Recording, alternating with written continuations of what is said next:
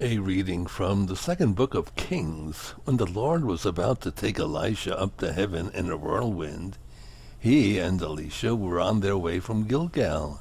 Elijah said to Elisha, "Please stay here. The Lord has sent me onto the Jordan. As the Lord lives and as you yourself live, I will not leave you," Elisha replied. And so the two went on together.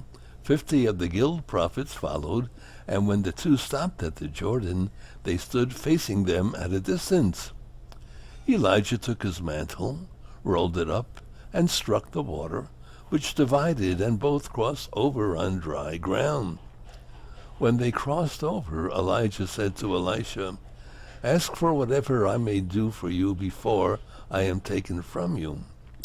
Elisha answered, "May I receive a double portion of your spirit." "You have asked something that is not easy," Elijah replied.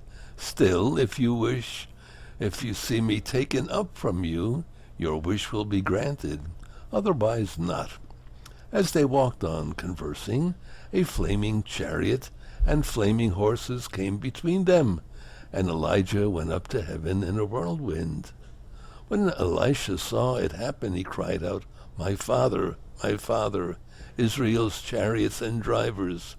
But when he could no longer see him, Elisha gripped his own garment and tore it in two. Then he picked up Elijah's mantle that had fallen from him and went back and stood at the bank of the Jordan.